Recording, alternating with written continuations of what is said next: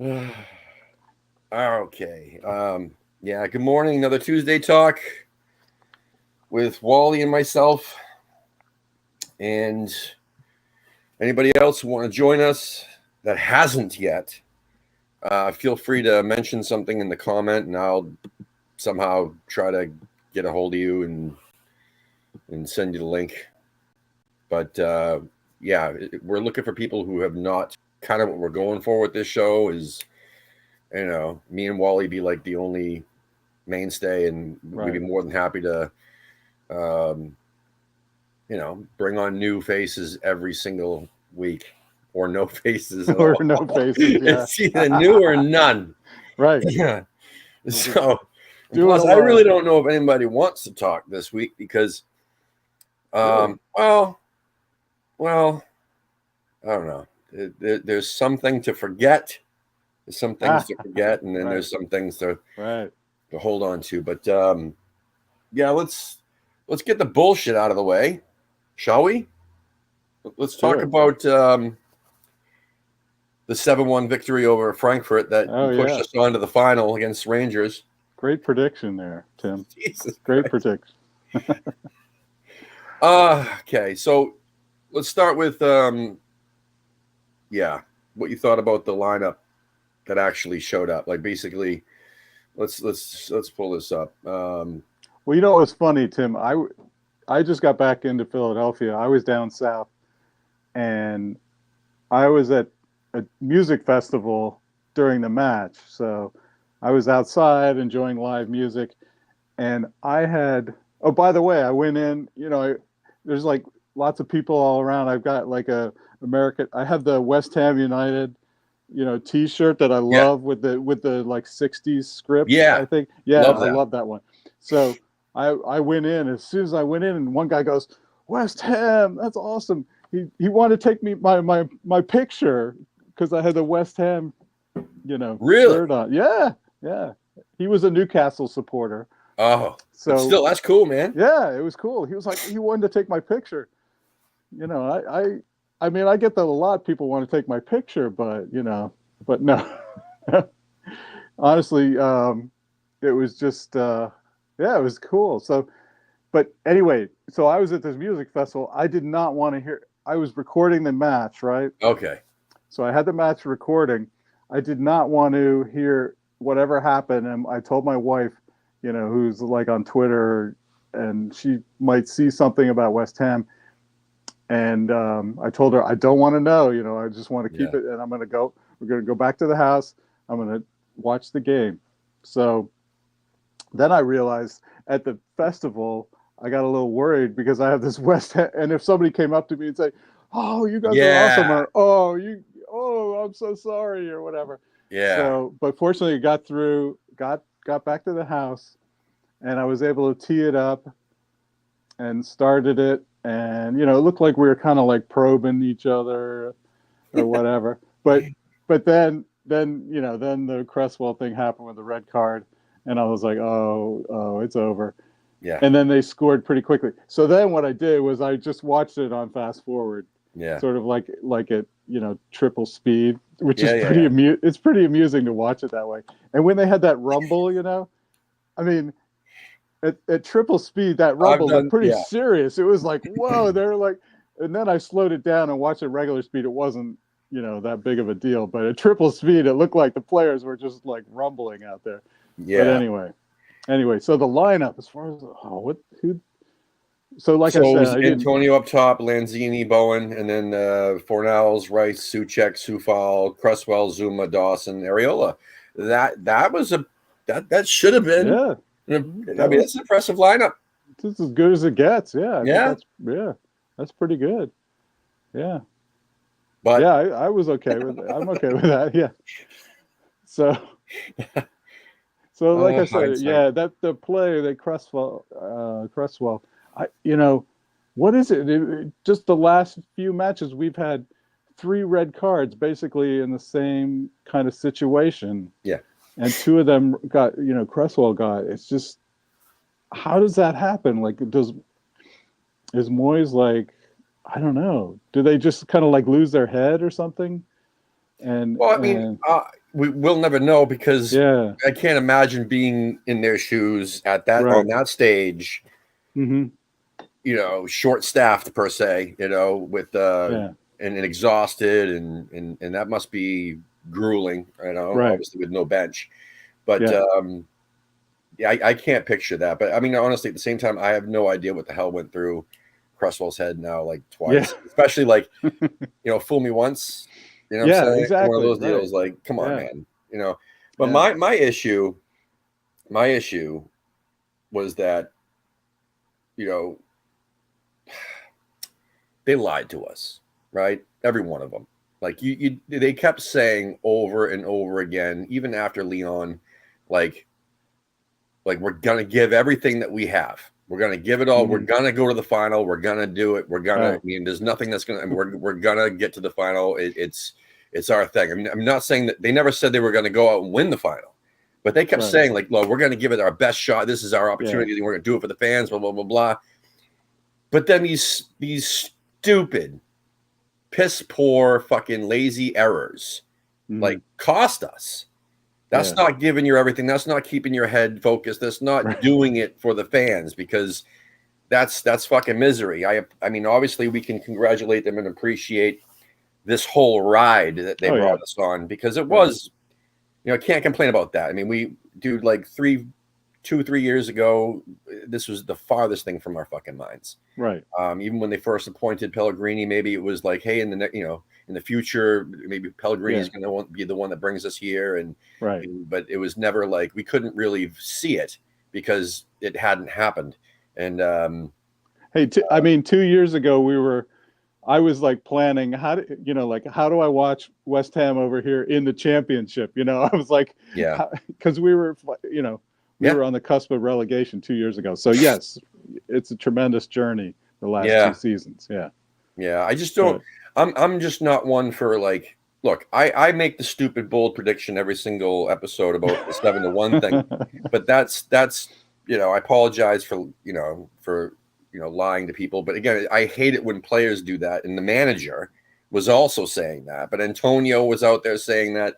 Yep. Declan Rice was out there Yeah. saying that. Bowen was out there saying that. I mean, Mhm. at the press conference, leading up to these matches, that like we're gonna do this. We're gonna do this for the fans. We're gonna do it. We're gonna get to the final. I mean, there's no reason why we can't, and blah blah blah blah. And I mean that's just like, don't say shit like that. Like you just maybe phrase it differently or something. But that's complete utter bullshit, especially with the performance that they put out there. Like, look, it was tit for tat, like you said, leading up to that red card, right? Mhm. But when you're down 2-1 from the first leg, Right. you can't be Yeah. playing tit for tat. You got to Right. be dominating. You got to be Mhm. True. like, even at 20 minutes in, you should have already scored in order to catch up. Yeah. Because we need to score even more to get through to the final. Yeah. Yeah, I mean, they obviously knew how tough a fucking Frankfurt, team was. I mean, they witnessed that, the week before. So Yep. I don't know. Anyway, that's just my frustration. Again, like, it's just my opinion. So please, people in the chat, don't get all upset with me. I see that you're already. Are they getting upset with me? Hold on. But yeah, anyway. So Budgie says, never have I ever been so proud of the team. We got better and better over the last 3 seasons. If you include the season we struggled to stay up 100%. Like that, and that's what I'm saying too. Look, I bullshit aside, I appreciate everything that they've done.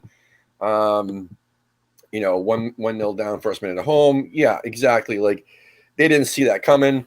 But at the same time, like, after that match was over, they're only down 1 goal. Oh, it's just halftime per se, right? It's only halftime. So we still have a second home match.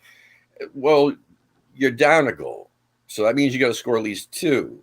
And the way they were playing in the first 20 minutes or whatever it was before Cresswell got his card didn't really look like that was going to happen. Yeah, I got the impression it was like teams were kind of feeling each other out, and it wasn't real. We weren't real aggressive or anything. So, and like you say, we needed to be. So, yeah. So I don't know. That's just my opinion. But so the other thing was, I mean, even Declan said, I mean, it was more so, for Noble. I mean, I thought they were going to do it, the year that we had the FA Cup kits. You know what I mean? I thought that was the year that we were going to win at least yeah. a League Cup or something for Noble.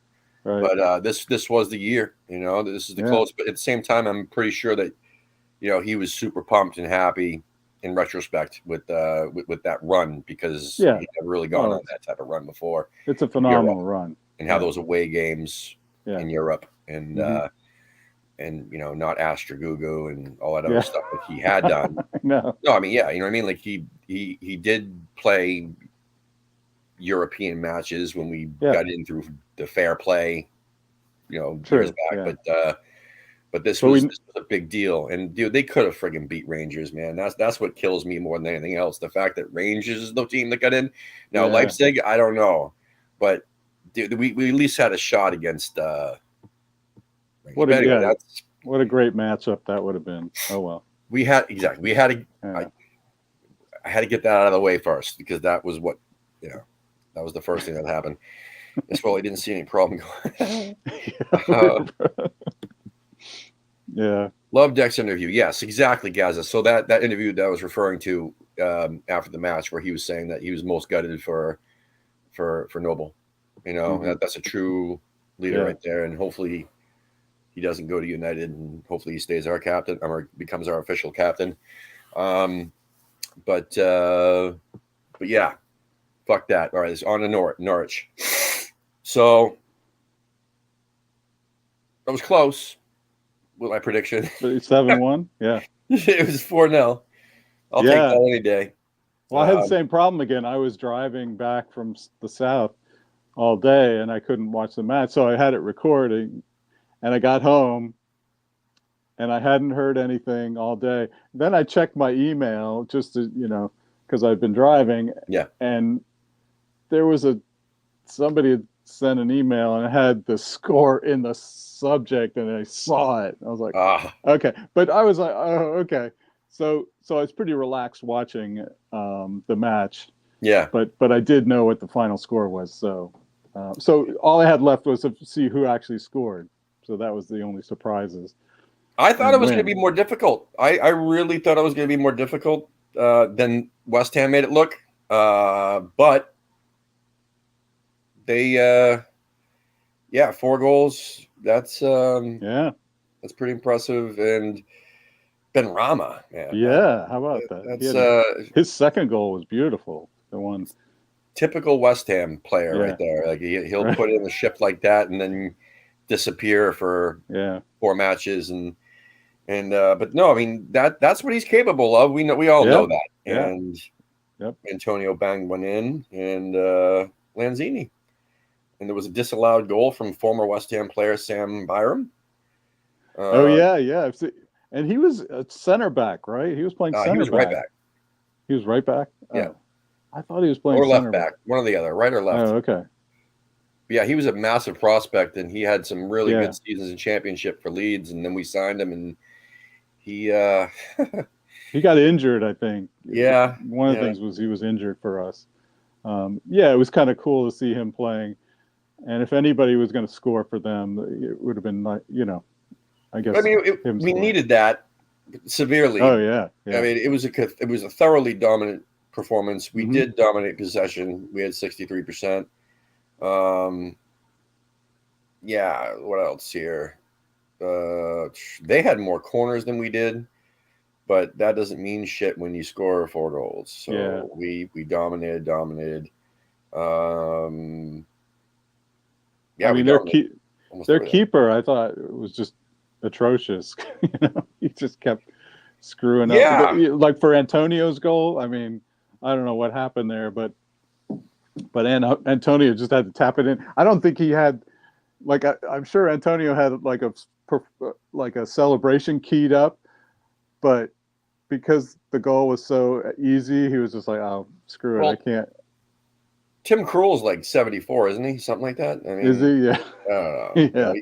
It says he's only 34. I don't fucking believe that for a second. Wow. But the main thing is that I am thoroughly shocked that we got a clean sheet. so with your man, good job, Fabianski. Yeah. There you go. Yeah. Good stuff. Good stuff. Um, Yeah, so that was a nice thing, and it got me. I started looking at the table to see, where we could finish. What's happening, because our late run of form lately hasn't been such that I really wanted to look at where we were in the table. But then I was shocked to see Man United only 3 points ahead of us, and they've played all their matches but one, so they only have 3 more points they could possibly pick up. So we're within shouting match of a to get that final Europa League spot. Yeah. And we're also, I think, in pretty good shape versus Wolves from that Norwich win. I think we're 5 points ahead. Now they have 3 matches left. We have 2, but 2 of their matches are Man City tomorrow, and then their final matches against Liverpool. And those 2 teams, of any teams in the league who are wanting to win besides the bottom couple, those 2 teams are going head to head to win it all. So yeah, they're not going to let up, hopefully. So yeah. Well, I mean, Wolves is a weird club, and it wouldn't surprise me if they did pull off a result against either Man City or Liverpool, and then I don't know, and maybe get destroyed by one of them as obvious, and then maybe even nick a draw or win 2-1 against one of these teams. I mean, they have it in them to play well. I mean, they've shown that this season against the bigger clubs as well. But I mean, the odds are against them, obviously. Yeah. But if they do beat Norwich and pick up, I don't know, a win against either club, City or Liverpool, then it kind of forces us to have to do something. The other thing is Man United, their last match is away at Palace. Like I was telling you off the air there, that having our fate in the hands of Crystal Palace isn't the most comforting. True. I mean, it is at Palace, but I don't know. They've been playing well lately. I think they have been playing well lately. Yeah.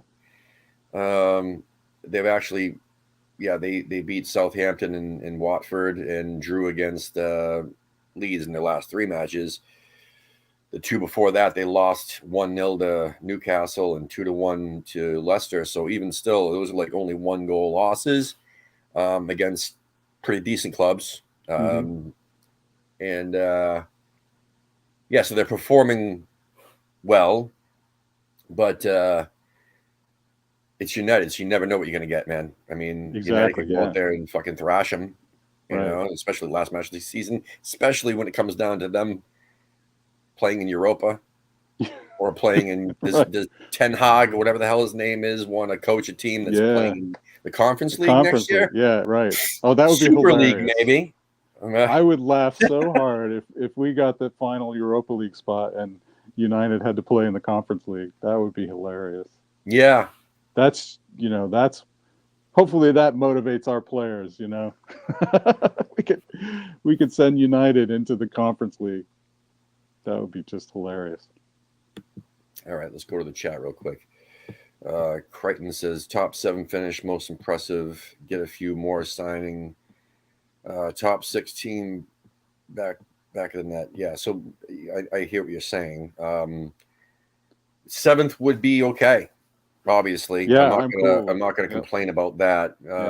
However, man, just like the Europa League, man, we're this close. It's mathematically possible for us to finish 6th. So, damn it, come on, let's do something. It would be fucking hilarious if we went out there and beat City. And then fucking lost to Brighton. That would be our fucking luck. Yeah. You know what I mean? That would be same old West Ham. go against win against the big teams and shit the bed against the other. But anyway, look, I'm excited either way. I'm bullshit aside. I'm excited either way. I'm looking forward to the last two matches and looking forward to see how this plays out because there's many possibilities. And yes, there's multiple possibilities of Europe, no matter which way this plays out. Mm-hmm. And to see Norwich go down, Watford go down, that's great. And I'd like to see Burnley be the other one. But it looks like it could be Leeds. Could be, yeah. Leeds is more, but yeah, Leeds and Burnley both have the same points, right? And you've got Leeds has like goal differential negative 17 more. Right. I mean, yeah, their goal difference is negative 17 more. I don't know how you do the negatives. So they have 17 more goals against than, or 18 more goals. I'm sorry. Yeah. 18 more goals against. So Burnley holds the tiebreaker. Yeah, exactly. And Everton still both have 2 matches left. No, 3. They both have 3. I'm sorry. They both have 3 matches left. Yeah. Wow. So it is. I mean, that's crazy. That could play out so many different ways. Yeah. Because even Southampton is 40, and if one of those couple, like Burnley or Leeds or whoever, if they win like, two victories for either of them would match Southampton at this point, and that 40 points, right? Yeah, so they both have 34, and then you get Everton with 35. So, dude, it's crazy down there. Yeah, crazy. I mean, I would love to see Everton go down, but I don't know if that's happening. That would be cool. That would be cool. I prefer Burnley just because they made a stupid decision to sack. The only reason why they're still in the friggin' Premier League. Yeah. The guy who built them pretty much, put them on the map. I did not understand that. Was there some underlying reason that? I don't know. I didn't really get into it. I really have no idea, but I do know that, they're a small club, so they don't really belong in the Premier League anyway. You know how, if anybody's ever watched me on this channel, like in the past, you know how I feel about like Bournemouth, who just came up and with their dinky little stadiums. There should seriously be minimum standards. I know they do that for teams that are like, getting promoted into the football league, where like, you can't have less than 5,000 seats, or if you have a 5,000 seat or a 6,000 seat stadium, or something less than 10, you have to have X amount of like seats and not that standing room shit. Like there's minimum standards. Right. You would think that the Premier League would have higher minimum standards. How the fuck, besides the TV revenue? I know the TV revenue definitely helps take care of a lot of the bullshit, but like with 12,000, just think about this, 12,000 fans in the stadium, like the revenue on that is nothing. Right. And then obviously if they're a small club, they don't really have t-shirt sales either, or jersey sales, because they're a small little club. So they're not really generating them. The only thing holding them in the Premier League would be, the TV revenue, which is significant. So I get that that's how it would work. Yeah. But I think it's stupid, especially when you have away fans, right? So the allotment, it's a percentage usually, right? So the allotment is less. So that means less West Ham fans or supporters can actually go to travel to, say, Bournemouth than United or somebody else, or even Everton or whatever. I remember with Bournemouth, they only had a few hundred. The allocation was like in the hundreds. Yeah, blows my mind. It's kind of cool, in one, in the hipster aspect of things, where you're like, it's kind of quaint. Well, it's boutiquey, and it's kind of cool. Like the smaller the club works their way up and gets into Premier League, they just that is cool. I like that. Like how Luton's doing. Like Luton down there below us in the Championship, they're in the playoffs right now, and they're, dude. I mean that would be cool to see. I guess you'd say as a one-time only thing, but then I would want them to get relegated. Anyway, I just think that clubs like Bournemouth should be required to have at least 20,000 seats, or get the fuck out. Take some of that TV revenue and expand. Right. Or I don't know. That's just personal. Yeah. Personal opinion. Mm-hmm. Let's see if anyone's talking shit in the chat. Oh, Gary Parrott showed up. Hey, Gary. And Noble 6. Somebody's asking, when did you watch Green Street for the first time? So just so you know, just because we're Americans doesn't mean that that's the reason why we're West Ham fans. There are some people who have interviewed in the past, like Americans, that have said that, hey, you know, if it wasn't for Green Street Hooligans, I never would have even heard about West Ham. That's not the case for us two here. But yes, I have watched it. I have not watched the sequels because there's sequels. They go off somewhere else. I think like Green Street 3 is like an England match. I didn't even know there was sequels. Ah, wow. Dude, yeah, there's sequels. The Firm is a great West Ham related movie. That'll give us some credibility. We agree that The Firm with Gary Oldham. Love Gary Oldham. Much better. Yes, much better film. Yeah. Much better film. And as a parent, it's probably one of the it's got one of the most excruciating scenes to watch. Yeah. In the film, where like a kid bites an apple with a razor blade in it, and that's just, it makes me sick to my stomach. But that was a great movie. I much prefer that than Green Street Hooligans. Yes. Oh shit. Well, we've over the years we've had some great stories about why, particularly like American, why do they support West Ham? I remember one, I forget who it was, but he was like in college. And he'd been out drinking the night before, and his roommate, I think, had turned on a Premier League game and had left. And he woke up and he was lying like hungover, and he was looking at the TV and he was like, "Okay, whichever team wins this match, I'm gonna support." And it happened to be West Ham playing somebody, and West Ham won, and that's like how he became a West Ham fan. I love stories like that. There was another guy, and again, I there's so many of these stories, and we had so many guests. I don't remember them all, but there was one of them that it was something similar, where he was like, I was over, a friend's house or whatever. They were watching, or they're at a pub. I don't even know what it was, but they were watching. He was watching the match, and it was against like United or Liverpool or somebody big.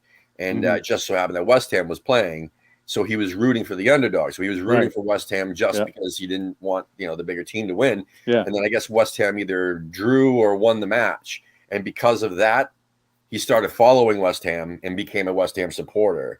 I mean, there's so many stories. I mean, mine has to do with it was a compound thing where it was like the IT crowd. Oh, right. Yeah. It was a full episode. Are We Not Men? I think is the name of the episode. And it was West Ham related. And I fucking love that show more than anything. That was a great show.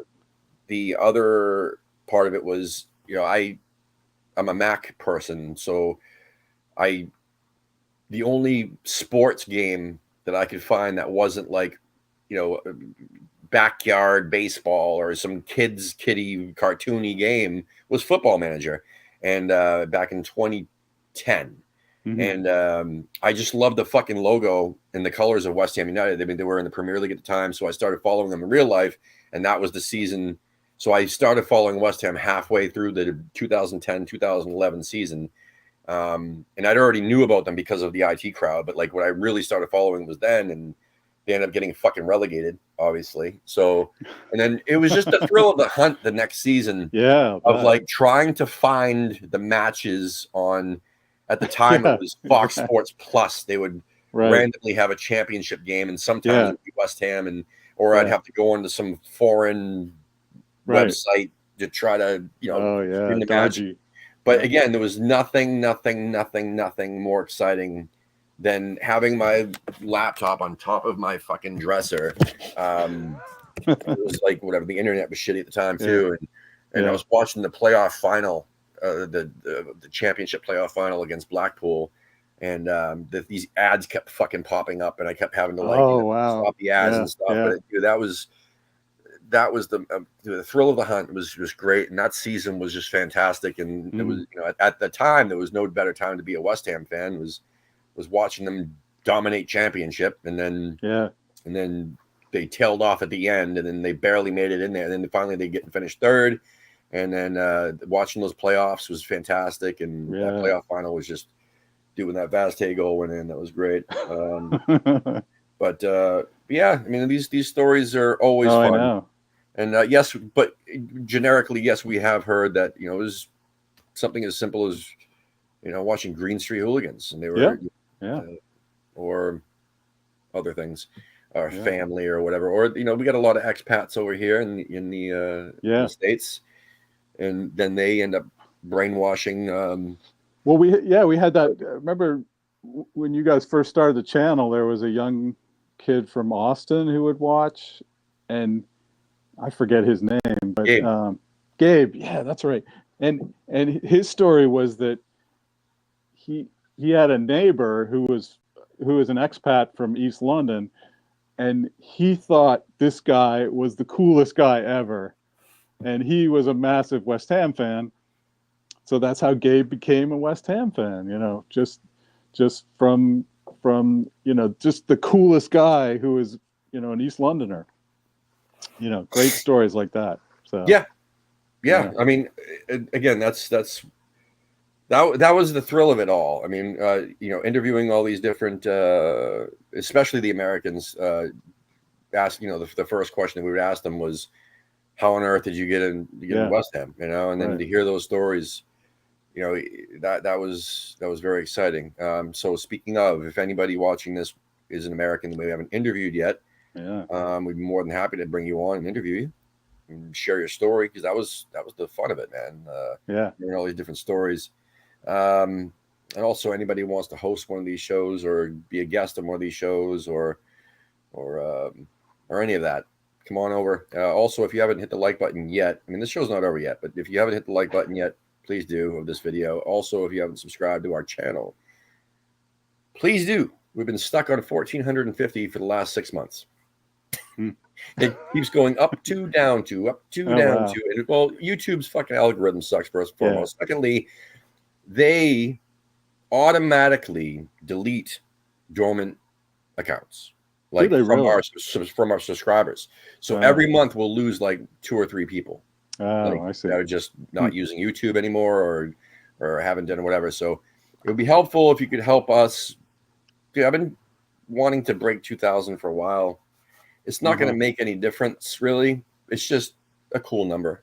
Let's try to get the 2,000. Nice round number. You got Hammers Chat, West Ham Fan TV, who've obviously been doing it a lot longer than us. But there's also some other channels that haven't, and they've already passed us, like subscriber wise.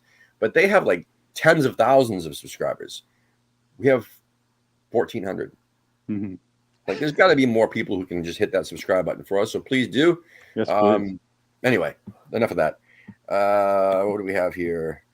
That was lovely crew. Yeah, we're talking about Payets from against Man United. Yeah. God, I missed that guy.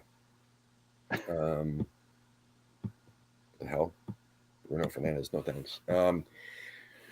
So yeah, let's talk about the player awards. They were last night. So, I guess Declan Rice was a no-brainer that he was going to win. Yeah, I'm glad he did. Hammer of the year. Yeah. What are your thoughts? So we'll go by award. What are your thoughts on that? Yeah, that was probably the obvious choice, and I'm glad he did win it because he really deserved it. You don't want somebody to sneak in there like a fan favorite or something. He actually deserved it. He every match he was like very reliable. He'd always put in a solid performance, and he's just a great player. So he deserved it. I think. I wasn't surprised. Yeah, there was a lot of before we continue. There was a lot of that's what Twitter's for. Yeah, a lot of complaints. Really about the awards and how corporate it was and how sponsored it was and how a lot of real diehard supporters felt either out of place or weren't even allowed to go or invited or whatever. So it was more of like a gala, and it was very, whatever is what it is. But then there were others who managed to get in and dressed to the nines and enjoyed the night and had a great time. And so, is what it is. But it wasn't without controversy. But what else is Twitter for, right? Exactly. Right. So anyway, the next one, the top goal scorer, sponsored by Pip Mechanical and Electrical Engineers and Contractors. Wow.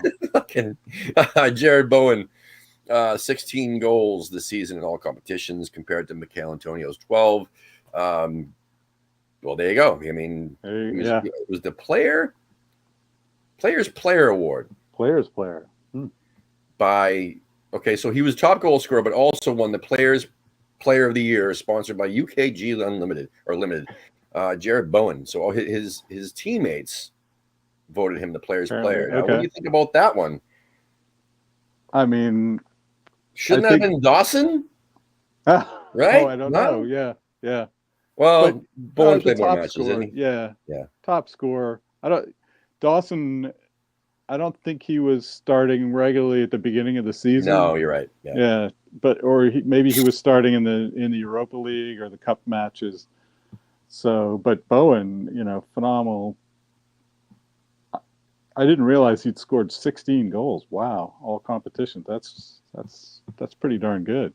Yeah. So yeah, I think that's deserved. I would think maybe he would have won it, or Declan Rice would have won it, but I'm perfectly happy with Bowen because Declan won the Hammer of the Year. So yeah, it says here that he also had 13 assists, so that's 29 goal involvements. That is pretty friggin' impressive. That is. Yeah. All right, on to the next one.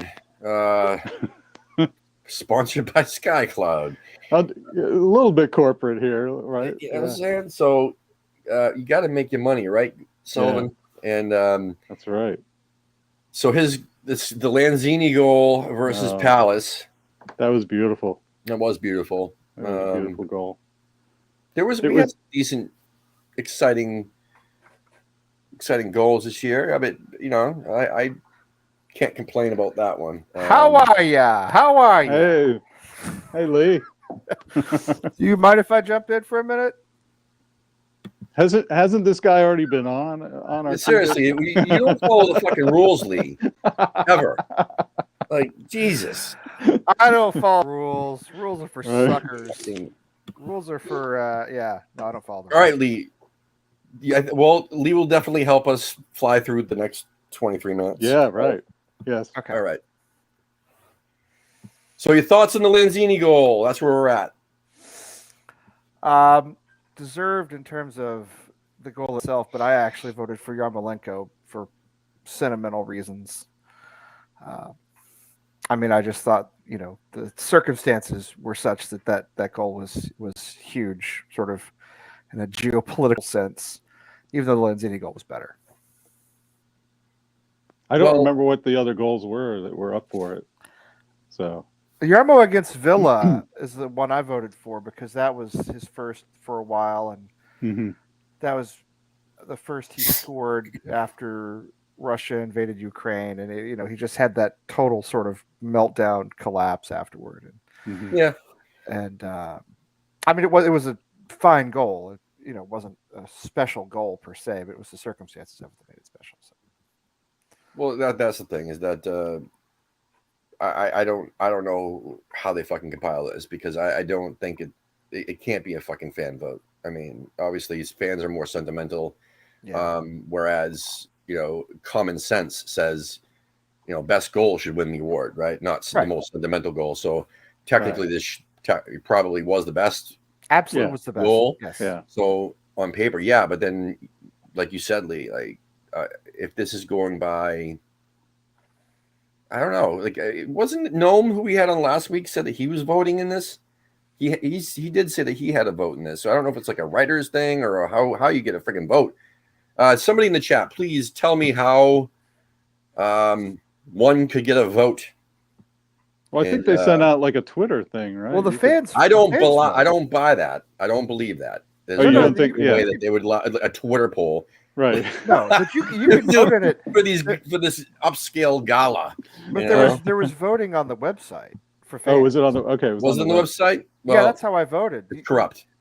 Yes. Anyway. Well, however, they don't reveal how they actually choose the winners. Right. So True. my guess is they have the shady voting on the bastards. website. Right. Yeah.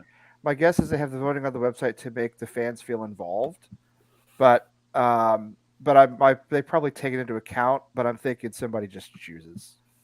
Do you know what I mean? Like it can't all be from fan voting. I don't think it's all. Well, West Ham Fan TV, it says you go on the website, and Yeah. that's I did that. I did okay. that. Yeah. Okay, but you're right. Now, how much did it cost what's to the vote? word I'm looking for? How much was it to vote?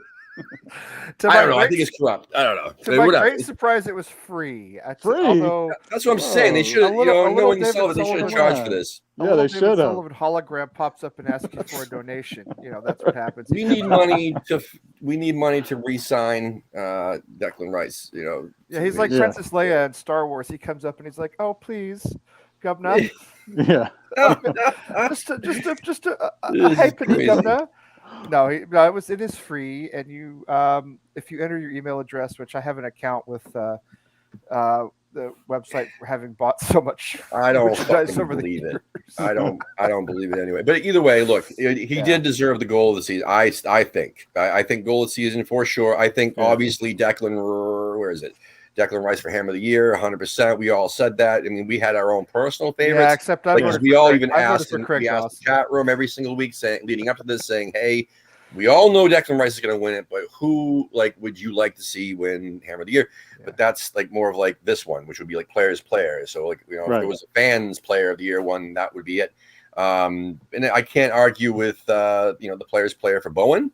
I know I'm probably making people dizzy doing this right now, but. All right, there we go. Let's move on to the next one because we got to move along. So, save of the season. Listen, let me just tell you, I 100% agree with this save against Sevilla as the fucking goal save of the season. But also, I just like Areola better than Fabianski. So, I mean, any save of his, I would pick over Fabianski. So everybody knows that. Please follow along in the chat and mention what as we're doing this. Please say what your thoughts as well, and we'll pull them up on the screen. Fabianski's been fine, but nothing special this season, and I can't think of a single save he's made that made a huge impact on our season. Now watch him make one against Manchester City or Brighton, right? The last two games. That would be great if he did. But we can only hope. yeah, exactly.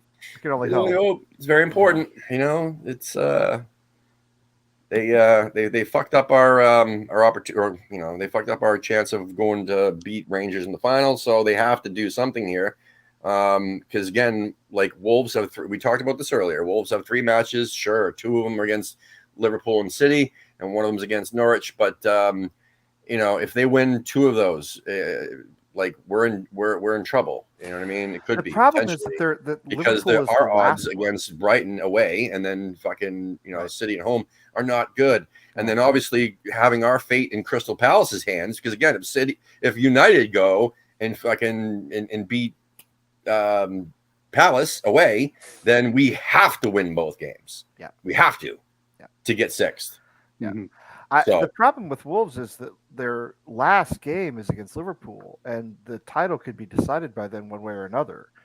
So Liverpool. Well, we could just hope somebody pulls a Cresswell on the Liverpool squad. Who yeah, you know what I'm saying? Yeah. Well, what I'm saying is it happened to us. Yeah. Oh, let's not make that a phrase. Pull a Cresswell. That's kind of sad. You do it more than once, right? You fool me once, and then shame on you. But can I just say briefly? I'll tell you when I think we lost that tie. It wasn't when Cresswell got sent off. It was the first minute of the first match we conceded. It was over after the first minute of the first game. We conceded the first minute at home. It's really hard to come back from that. Yeah, that was a sucker punch that really took us off guard. And then you're right. They were probably still in shock over the fact that they were slapped so easy, so fast. It sucked the life out of the stadium. And I know we equalized and gave ourselves a lifeline, but the first minute of the first match of the home leg, you can't do that. Yeah. But the problem with Wolves is Liverpool could be first of all, Liverpool have 2 finals. They have the FA Cup final and they have the Champions League final, and Manchester City are 3 points ahead of them in the league. Yeah. So, but City has to beat Wolves too. Like City. Right. So again, so there's I'm not that as one worried before about even that one. Liverpool. Like I'm worried about Wolves' last game of the season being against the Liverpool team, where they'll just go out and play the under-18s because they'll have nothing to play for, and Wolves will win. You know, But 'cause don't Wolves they will have beat like Norwich. a week? Liverpool will have a week after that before the Champions League, so they should be able to go pretty but I full mean, strength. if they're out of contention for the title, that's the problem. If they're out of contention for the title and the game means nothing because they're finishing second no matter what, like I mean, they're not going to send Salah out there and their best players. They're going to send a bunch of scrubs. They're not. It's not going to matter. That's the problem. Is it may not matter to them, and they may just hand Wolves a victory. So. right. So let's finish up the awards and then we'll discuss the next few games. So there was the best team performance, which was against Lyon away. Look can't complain with that. Look who's starting in that squad there. Hey, there he is. Undefeated when he plays, when he starts. When he starts in his position. On the right side. He started left back that we lost against Arsenal, but we won't talk about that. I can't believe Wally got me to actually really think about and turn around and have respect and like Fredericks. I don't know. I know you used to slate him because he came from Tottenham. You just couldn't stand 100%. him. But now time has passed and he's got that out of him, Yep. Right. And he's proven that because we're undefeated when he starts in the right position, this season. So, all right. Not much to talk about that, obviously. That was just is what it is. And then obviously Craig Dawson had to win something, right? They had to give him some fucking award. And deservedly so. So best individual performance against Lyon away. And I thought he was good against Lyon at home too. Those two. That's what I'm saying. I don't really even think that. I don't think that was even his best performance. I don't either. I thought he was better against Lyon at home than he was against Lyon away. But he did score in the away match, so I guess that maybe pushes it over. That's true. You're right. He did. It did matter more, I guess you'd say. Yeah. He opened the scoring. So.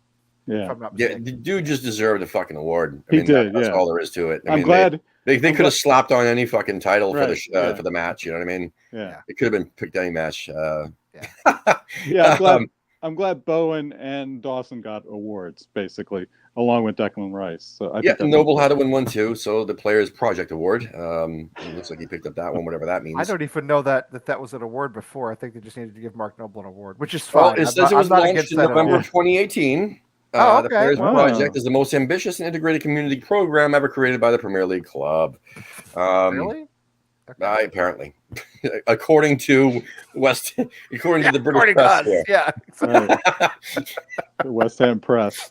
The West Ham British press. Pravda will tell you that. Yes. All right. So we got Mark Noble Hammer of the Year. Well, so it's a Mark Noble award. All right.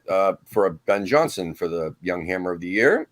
Let's think here. Can't complain about that, I guess. Who else would there have been? There's nobody. Yeah, really. I mean, that's unless it's Declan default, Rice. That's a default.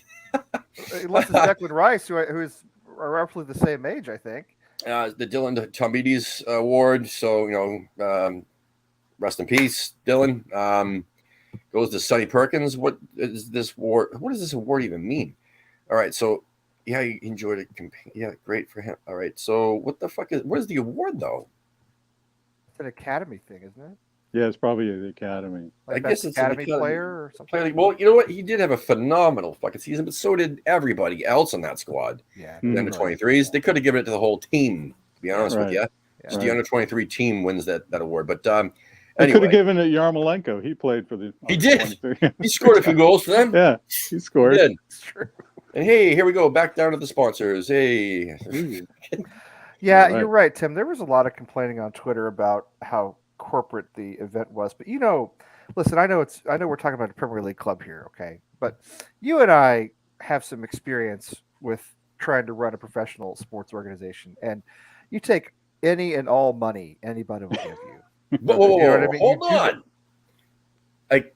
Listen, yes, some clubs need it. Some clubs will not survive without it. But as we were talking about earlier, about how even like these little dinky clubs from the south of England called AFC Bournemouth with their 12,000 seat fucking piece of shit Don't little disrespect stadium, Scotty this little Parker, though. Come boutique on now. hipster fucking cafe latte fucking stadium. Don't you know, disrespect Scotty Parker, though. Please. Fuck him. He's No, a spur. no. He's a spud. He's not. Anyway, he's a spud. He played more What- matches for Tottenham than he ever played for fucking West Ham United. And that's all he gives a fuck true. about. And you know what? He'll do anything think he that's can to coach or manage or be a part of any other club besides West Ham. Like he went to fucking Fulham. What else is, if Palace offered him a job, he would have been there. But, Fiera got it. Anyway. Well, did we offer him a job? We'll talk about that in a minute. But the main thing is, though, that TV money, with TV money, they don't need the 12,000 ticket sales, you know what I'm saying? Or the club shop sales from like the 2 fans that they have. They get the TV money, right? Now, West Ham United don't need these fucking award sponsors. They don't need them. They're not going to go bankrupt if they don't have these awards sponsored, right? Whereas if Greater Lowell United did, we would need every friggin' award, every player to have a sponsor, like a lot of these grassroots clubs in England do. They'll have like player sponsors, whatever, the kit man sponsor, fucking, everybody, anything that you can get money for 100%. But this does not apply to West Ham United. The same thing does not apply to them. They don't need that fucking money. Like they already, like the list on the bottom of that screen that I showed it right at the very end, that was just the club sponsors. Yeah. Like they're good with that. They didn't necessarily need to have every single, sure, have the gala sponsored by somebody, but not every fucking award sponsored by somebody else. But that's just my opinion. You never turn down money. No, I think you're right. You can have, and everybody can have their own opinion. I'm with you, but I'm saying you never, as an organization, you never turn down money. Listen, watch a Bruins or a Celtics game. Everything is sponsored by somebody, right? It's hilarious. Everything. The power play is sponsored by, the face-off is sponsored by everybody. Everything's sponsored by somebody. I went to a 76ers, basketball game a couple of years ago, and we got there early, and they put on, every dinky little, cheerleader group with little kids and all this stuff. Yeah. They pay money to the Sixers to be able to say that they perform at the Sixers game, but they're performing like an hour before game time. It's hilarious. Right. There's like one after the next, and the parents go up to the front and like take pictures, with their kids on the floor performing, right. But they must make a mint. Stands, yeah. I know. Yeah, there's nobody in the stands except for the parents taking pictures. Right. It's hilarious. But they're making, so. That's anyway. But I'm happy. Listen, Tim, I am with you. But what I'm saying is, they're never going to turn down money of any kind ever. And every professional sports organization is like this. Remember what they told us about these foundations that the American franchises run. Like the Boston Bruins Foundation and that sort of thing. Remember what they told us, Tim, when we were running Greater Lowell? Those foundations are nonprofits, so they are tax write-offs for the clubs. I mean, not for the clubs, but for the sponsors. So, like, if you're a bank and you give $100,000 to the Boston Bruins Foundation, that's a tax write-off for the bank. Then you know what the Boston Bruins Foundation does? Buys advertising in the arena from the team. It's money laundering, part of it. I'm not saying they don't help kids and all that, but no. I missed these conspiracy theories. No, this isn't a conspiracy. No, this is how it works. It's not a conspiracy. Right. No. So let's say Eastern Bank gives $100,000 to the Bruins Foundation. The Bruins Foundation is a separate nonprofit from the franchise itself. So then the Bruins Foundation wants to put a sign in TD Garden, like on the ice or somewhere or in the arena. And so they pay the Bruins like, $50,000 for advertising.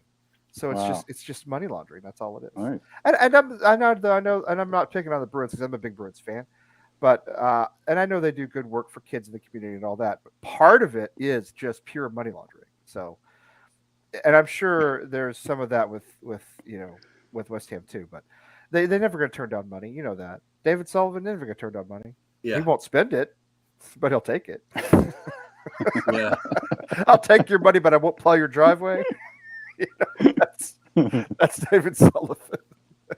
No, I know. It's just it's one of those things too that is this gonna? I mean, is this gonna end up looking like fucking France? I mean, our kit's gonna end up looking like France's kits. You know what I'm saying? Those clubs. Are we gonna end up looking like NASCARs?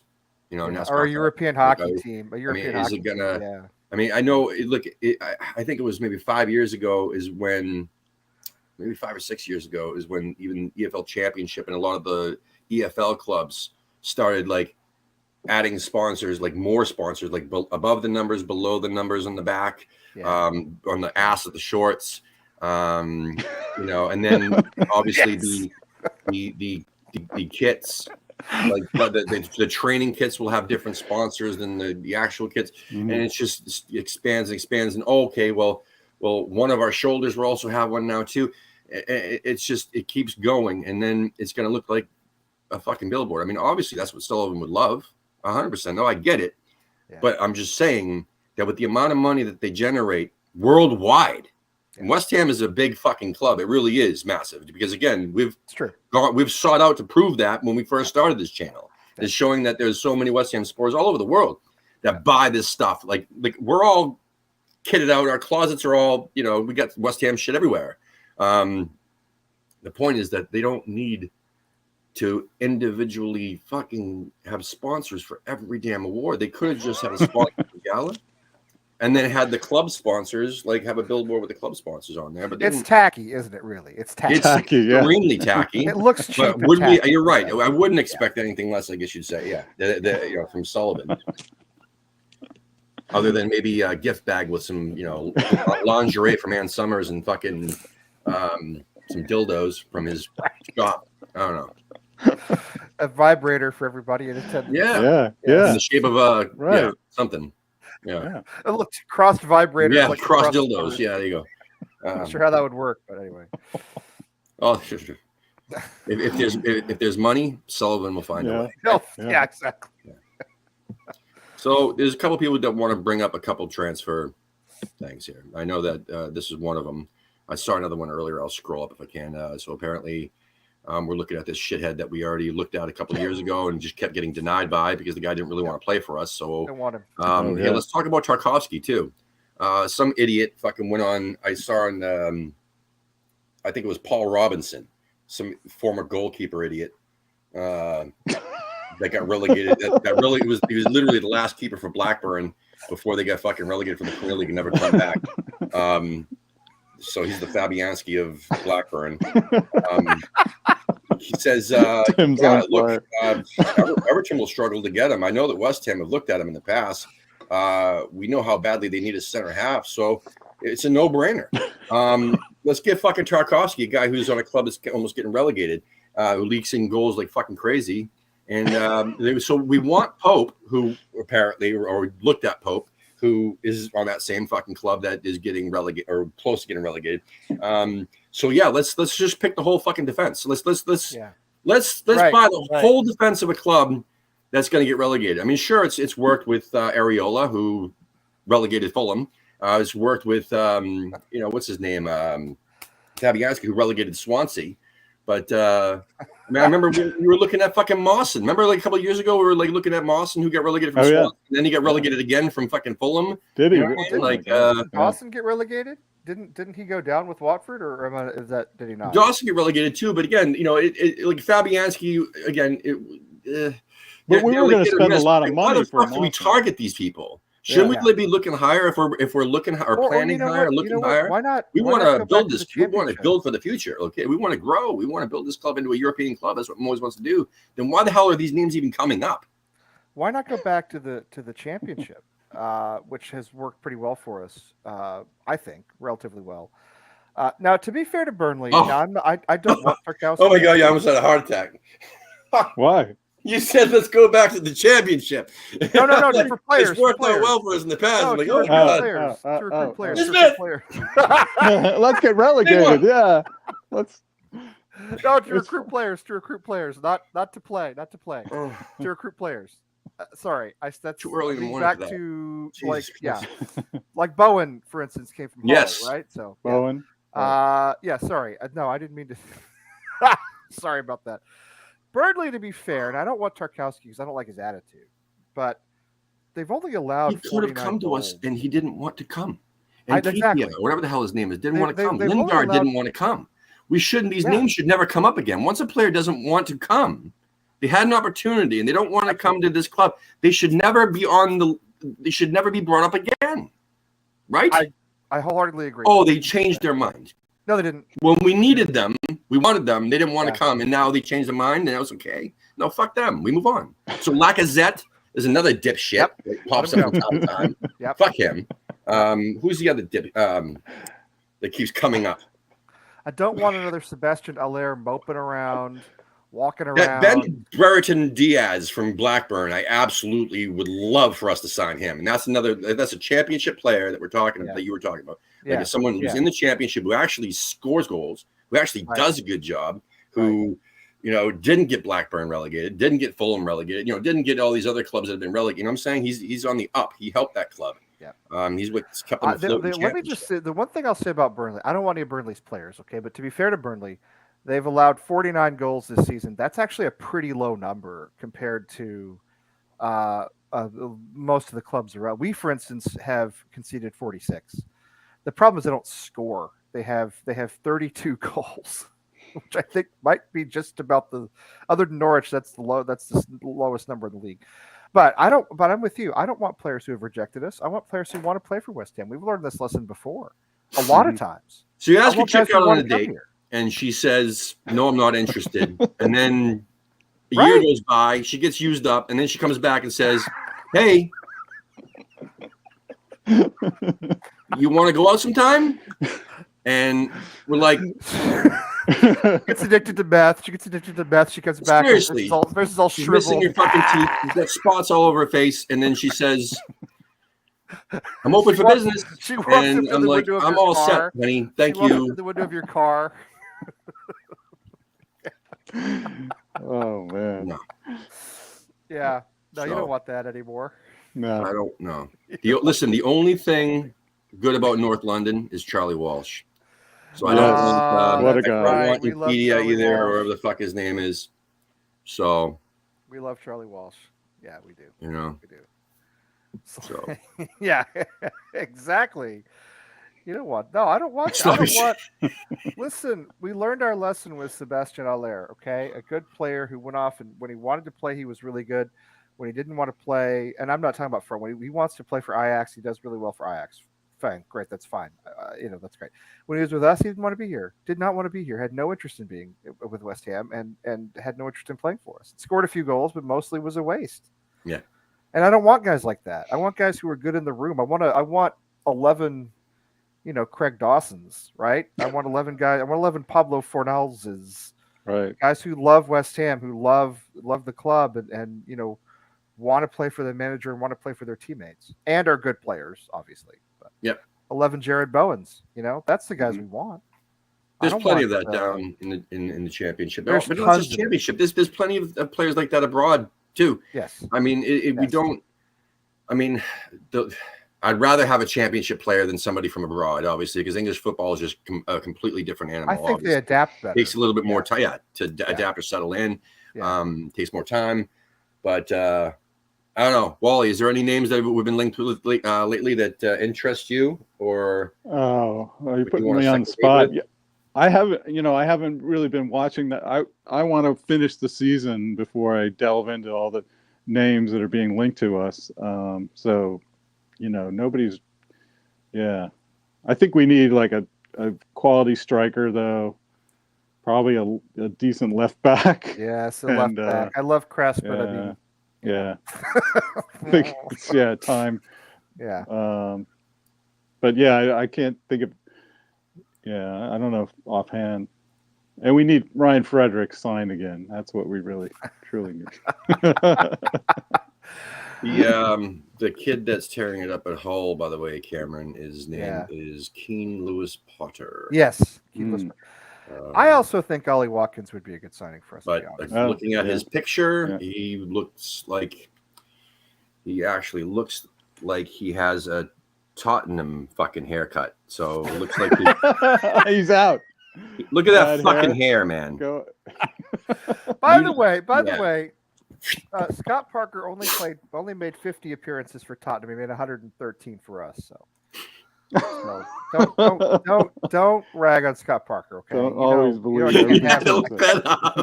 can't have that. Scott Parker is essential to me as a West Ham fan.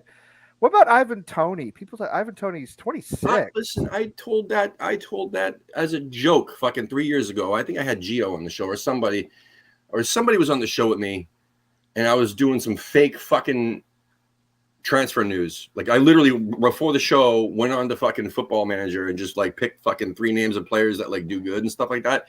And I was looking at, and then I looked on my phone and saw, no, it wasn't Football Manager, it was Transfer Market. And then I went on to I just randomly was scrolling through League One. I'm like, who's the leading scorer of League One? Oh, fucking Ivan Toney. Okay, yeah, I'm gonna link us with him. Like these are the guys that we should be going after. Blah blah blah. And that was like 2019.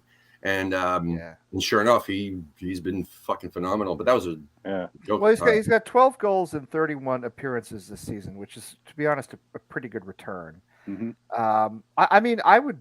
Honestly, for the right fee, I would take him. These fees, though, man, they want $50 million. I take him. He scores goals. Bottom line, doesn't matter where he is, what division, what league he's in. 100%. So, just so you know, James Tompkins had 243 West Ham appearances.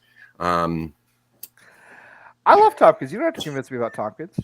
I know he's your guy, but I love Tompkins. Anyway, that's more of a club legend than a guy who doesn't give a shit about our club. Well, Scotty Parker was 3-time left us for Spurs because he didn't want to be embarrassed in Championship. He needed to keep his England hopes alive and play for a real club in his mind, which was Spurs.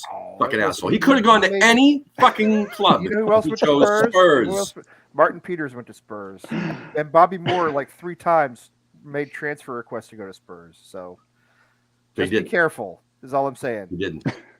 Yes, he did. Yes, he did. He didn't go. The club would let him go.